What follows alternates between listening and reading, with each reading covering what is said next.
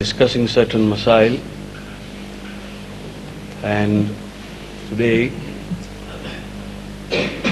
we will first consider the brushing of the teeth during the fast. There is a misunderstanding that we are not allowed to brush our teeth while we are fasting, which is not correct. We are allowed to brush our teeth while we are fasting. The only thing is this, that we have got to be careful that no moisture gets down the throat while we are doing the brushing. It's for this reason that we are told that whenever we put the brush into our mouth, it must be dry. After having brushed your teeth, when you bring it out, suppose you wash it and you want to insert it again into your mouth, you will dry it, and you can use your paste as well, but you have got to be only careful that nothing gets down the throat. If that is done, it is better. It is mustahab and recommended to do brushing of the teeth at the time of sahar. That means when you rise for sahri, even if you don't have your meals at the time of sahar, but at least if you are there, you brush your teeth thoroughly and you wash your mouth thoroughly so that there is no need to brush again. But if you have not been able to do it, you can brush your teeth even at the time of fasting, provided you are careful that you don't allow moisture and wetness to go down your throat. And about janabat, which I said last night, there are certain details.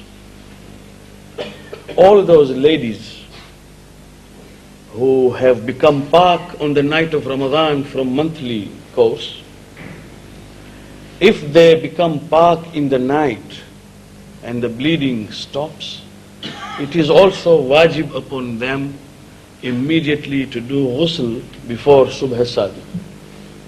Otherwise the fast will be batil if they decide to have a bath of hayd during their time. And if there is no time left, if Tahaarat occurs just at such a time when there is no time for ghusl left, then such a lady will do tayammum in place of ghusl hayd, and her fast will be valid. Then of course, after the time has set in, she will go for ghusl, but she will thus save her fast. If anyone is in janabat in the night of Ramadan and he decides to sleep, thinking that it is too early, inshallah I will rise before subh sadiq and do ghusl. Here there are three masail which are very important.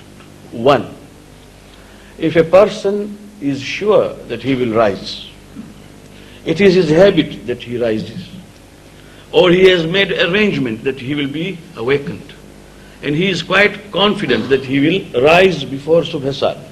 And not only that, but after having risen, he will also perform ghusl. He has got that intention. And then if he oversleeps, his roza is not batil, because the man overslept and he woke up after subh sadiq. But the intention was there from the beginning, that I rise normally and I have confidence, and when I will rise, I will do ghusl. And then if he overslept, his roza is sahih and not batil. This is one thing clear.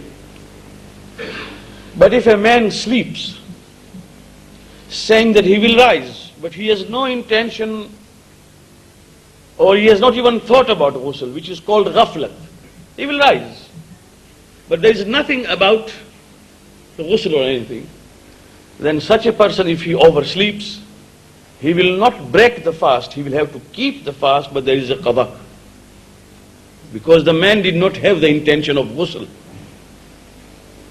But there is a third person who sleeps. He neither cares whether he will rise, nor does he care whether he will do ghusl.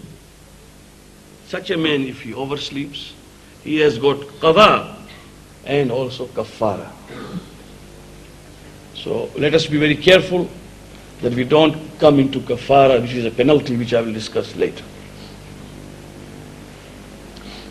And even for those who are in janabat, if they rise when there is very little time and they cannot go for ghusl, because by the time they go for ghusl and come out, Subh Sadiq will have entered, even for those in janabat, they are asked to do tayammum. Having done tayammum, which takes only half a minute, having done tayammum, you will save your fast, and after that you will do ghusl at your leisure time. Now, for the benefit of those who are here, I will briefly demonstrate what is tayammum. Tayammum can be done on dust and on sand and on stone, and it is not right to believe that it can be done on mattresses and pillows. It cannot be done. Ayatollah al-Khui says that people consider that because there are particles on the pillows and on the mattresses, therefore that will do, that will not do. It must be either dust or sand or stone, or last resort is mud.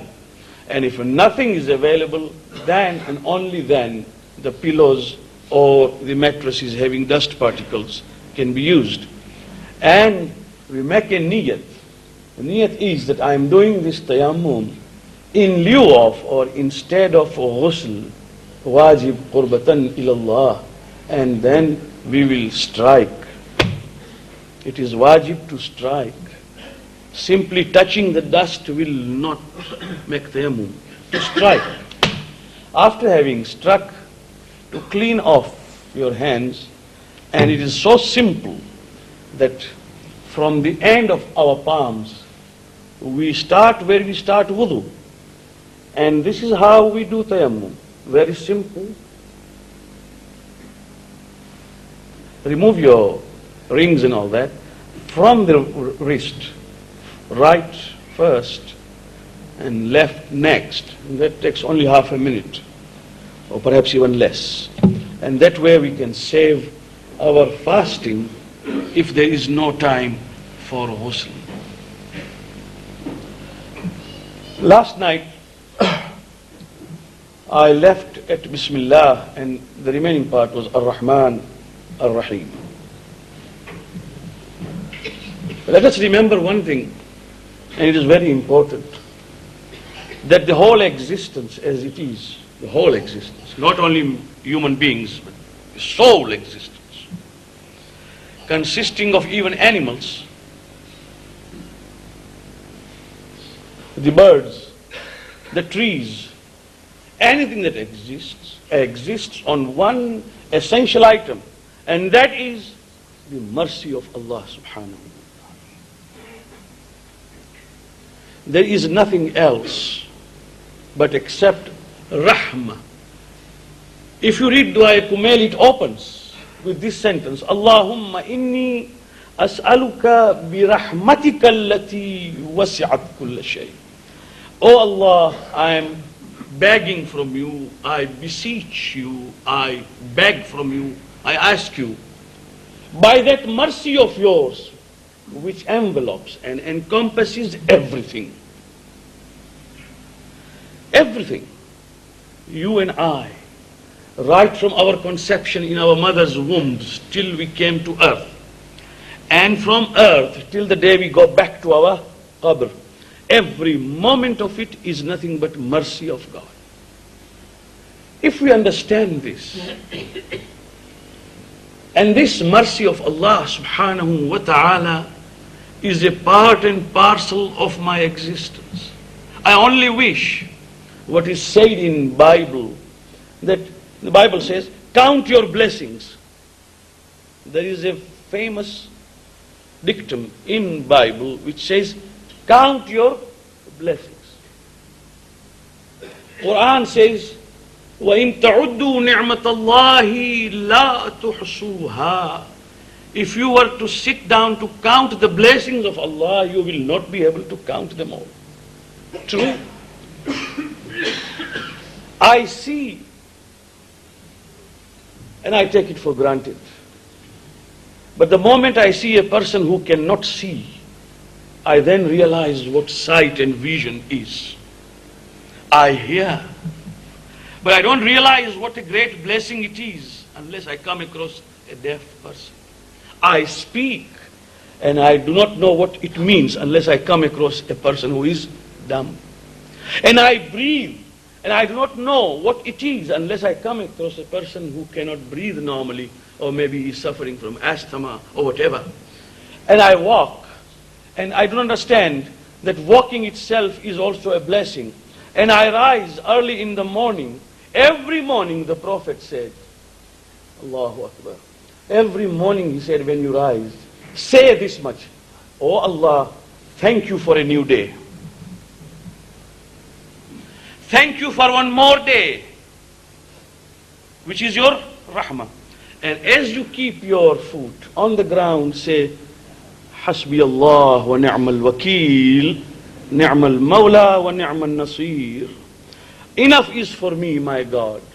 Sufficient is He for me. He is my best guardian, my best helper. Just as you keep from your bed onto your floor. Hasbi Allah wa ni'mal wakeel, ni'mal mawla wa ni'mal nasir. The very feeling that my feet has, that it is being supported by the ground, that feeling means that my nervous system is okay and intact. Otherwise, we have seen people who have got intact and healthy legs, but because of that lack of feeling, they fall down. Alhamdulillah, that is His rahmah. His rahmah for the believers and for the non-believers, for all, for Muslims and non-Muslims.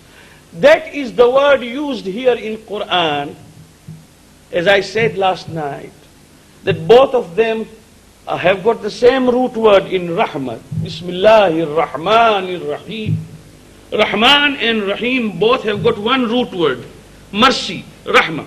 But Rahman means Rahmanud Dunya wal Akhirah.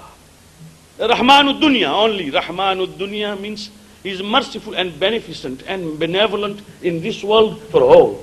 When the rain will fall, it will fall on your farm and it will also fall on the farm of a non-believer. Right? When He protects everyone, believer and non-believer. The animals, in English it is said, God tempers the winds to the shorn lamb. When the lamb is shorn of the wool, you find the change in the weather. In English, people have got this saying in them, that nature tempers the wind to the shorn lamb. That even if the lamb, when it is shorn, then of course the weather changes so that it does not suffer from frost and cold. Everyone is looked after. Kullan numiddu. Quran says, Ha'ulai wa ha'ula. We help all, these as well as those. That means those who believe and those who do not believe. That is rahmah for all. Rahim is a special mercy for mu'mineen in this world and hereafter.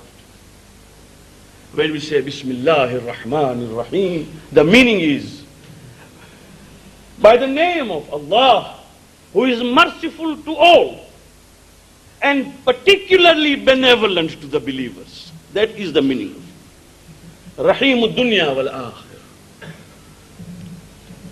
Now, when Hazrat Musa alayhi salam, yes, of course, we say salawat for all the prophets, because we are actually asked to say sallallahu alayhi wa ala nabiyyina. May Allah bless him, Musa alayhi salam, and also our Prophet. When he went to the mountain of Sinai, that is Tur, and I have said this earlier, but this is just to support what I am telling you.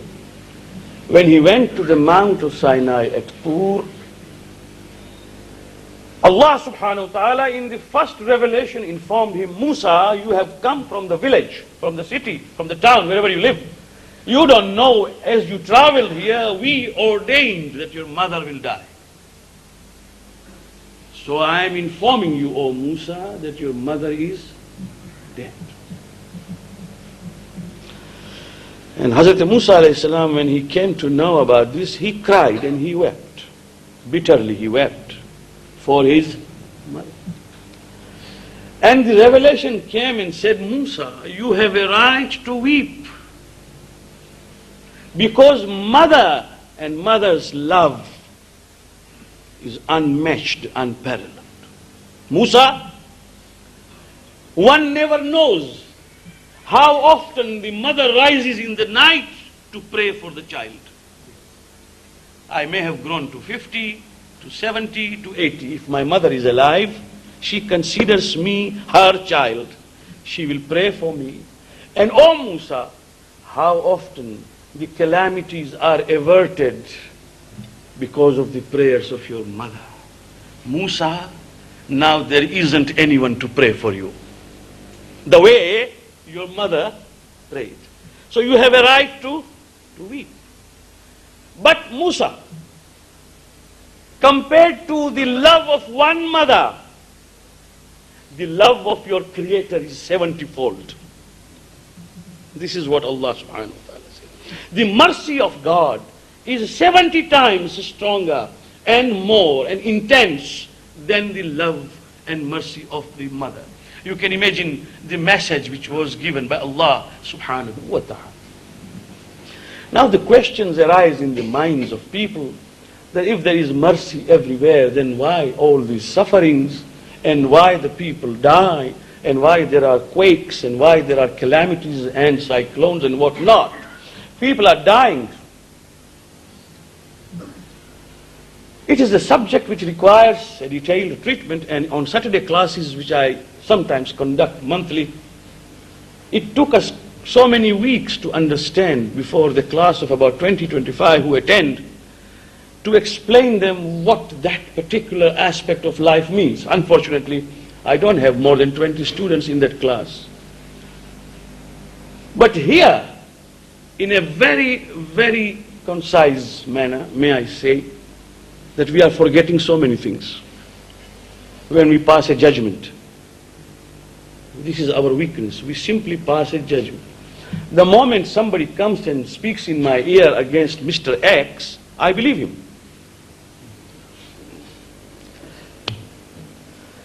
When we see earthquake or we see some calamity befall some people, we immediately attribute it to Allah, forgetting the agencies which are working in between. Allah in Quran says, ظهر الفساد في البر والبحر بما كسبت أيدي الناس. The discord, the fasad, which has appeared on earth and in the seas, has been earned by the people themselves. But I don't want to attribute it to myself. I will simply attribute it to Allah. Straight away. It is easy. But let us think, first and foremost, that Allah subhanahu wa ta'ala has created a package of laws which conducts itself automatically and unfolds by cause and effect. And the moment we disturb the causes, the effects change. We have disturbed the causes and the effects have changed, and we attribute it to Allah subhanahu wa ta'ala.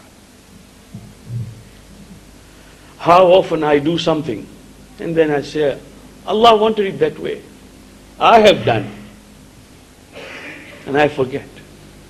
Second thing is this, that can we see beyond the tips of our noses, my friends? Can I see beyond this wall? I cannot. Can I see beyond this wall? I cannot. My judgment is so limited in space and time. Allah subhanahu wa ta'ala's judgment is limitless. It is not confined. He sees a thing For me, which I consider wrong, he looks at it as good. It is just like my father, who one day hit me with a stick. And in my childhood, I thought he was being unkind. Today that I have grown, I think and recollect and recall, and I believe that that act of strictness and discipline was nothing but total kindness. I asked for certain things. My father said no. My mother said no. I asked for a certain gift. He said no. I wanted to play with a knife because it looked so shining. He said no. I want to play with the scissors. He said no. At that time I cried, I wept, I left. And I somehow, someday did not even take my food for a whole day. Strike, hunger strike. Mother would come and say, please have something. I said, no, I don't want to eat. And sometimes father would get upset and say, let him be hungry. Let him go hungry. And I would feel all the more offended that father has got no mercy whatsoever. Mother at least asks me to have some food. Father says, let him go hungry today.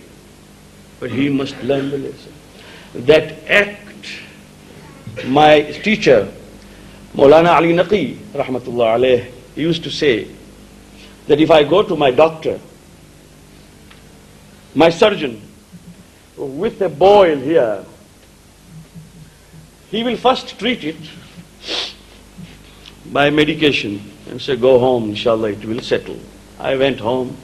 After a week or two, I came and said, Doctor sir, this is getting worse. So he looks at it. He says, well, the medicine is acting rather slowly. I'll give it an injection. He gave me a jab. After 2-3 weeks, I went again. I said, but there's no difference. He said, well, this time, close your eyes. I shut my eyes. He put something to numb it and he cuts it. Huh?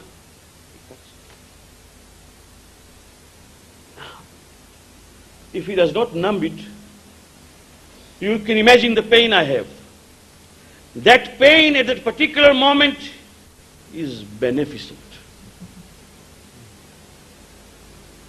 Allah subhanahu wa ta'ala is much higher than an ordinary surgeon, is much more omniscient than an ordinary father or mother. He knows. وَلَعَلَّ الَّذِي أَبْطَى عَنِّي هُوَ خَيْرٌ لِي لِعِلْمِكَ بِعَاقِبَةِ الْأُمُورِ. Just now we have read in Dua Iftitah. فَإِنْ أَبْطَأْتَ عَنِّي عَتَبْتُ بِجَهْلِي عَلَيْكَ. Oh Allah, if you delay in giving me what I have asked, I become angry. We just read here, atabtu bijahli. Because of my ignorance, I become angry.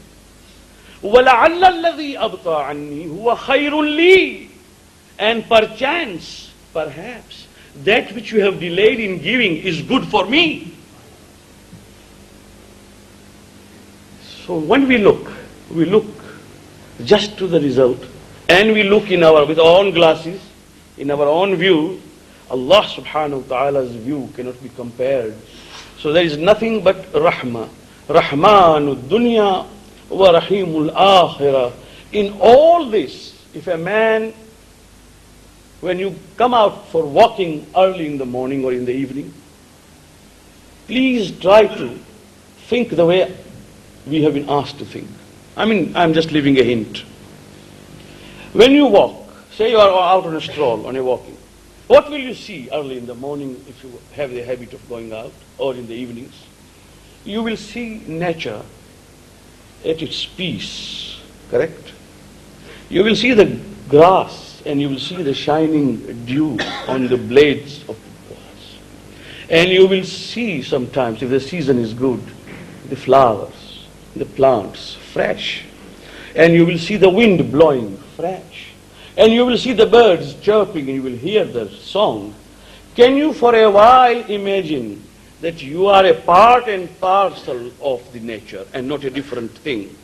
And identify yourself with it, and you will understand that you are a part of mercy of Allah subhanahu wa ta'ala.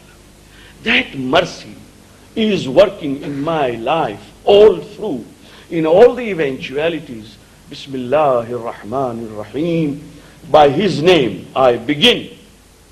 Who is benevolent here, merciful hereinafter.